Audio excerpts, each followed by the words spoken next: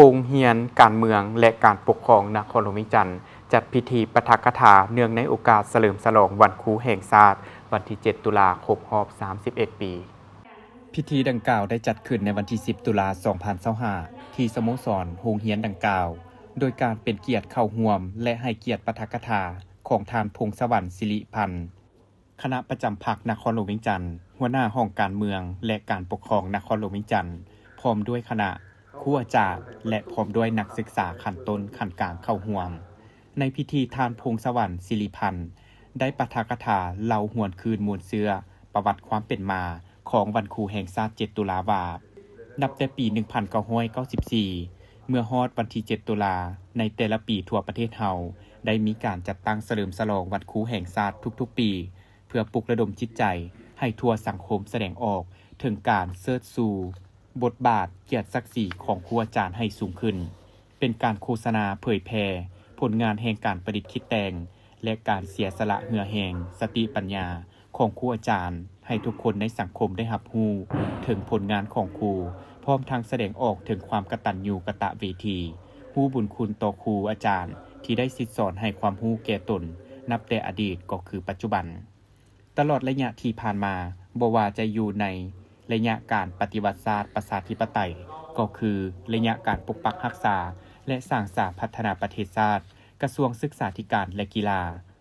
องค์การปกครองท้องถิ่นผู้บริหารการศึกษาแต่ละขั้นทั้งภาครัฐและเอกชนได้มีความพยายามสูงในการเอาใจใส่พัฒนาการศึกษาทางด้านปริมาณและคุณภาพได้ขยายตารางการศึกษาไปในทั่วท้องถิ่นรวมทั้งเขตผู้ด้อยห่างไกลศอกลีกประชาชนได้มีระดับความรู้จบประถม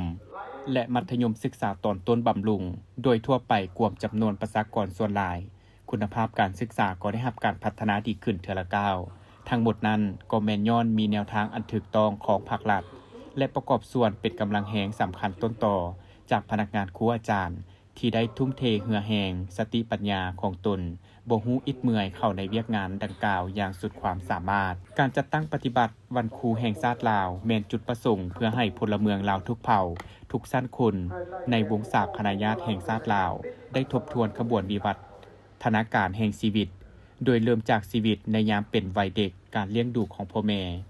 ชีวิตของตนที่เคลื่อนไหวศึกษาเรียนจากครูอาจารย์และอื่นๆวันครูแห่งชาติเป็นวันหนึ่งที่มีความสำคัญติดพันกับประวัติศาสตร์ของลาวเพราะว่าครูบ่เพียงแต่ได้ประกอบส่วนเข้าในเวียกงานศึกษาเท่านั้นครูยังได้ประกอบส่วนตั้งหน้าเข้าในภารกิจต่อสู้เพื่อความเป็นเอกราชและความวัฒนาถาวรของประเทศชาติยกสูงบทบาทความเอกอ้างทะนงใจต่อเกียรติศักดิ์ศรีของครูและวันแห่งการเสริมขยายมูลเสื้อของครูผู้ที่มีความดุมั่นขยันเพียรและได้อุทิศหมดสติปัญญาเลือดเนื้อและเหือแห้งของตนเข้าในภารกิจการศึกษาแห่งชาติเพื่อจะลึกไว้ให้คนรุ่นหลังได้ศึกษาหำเฮียนเอาแบบอย่างคนงามความดีของครูตลอดไป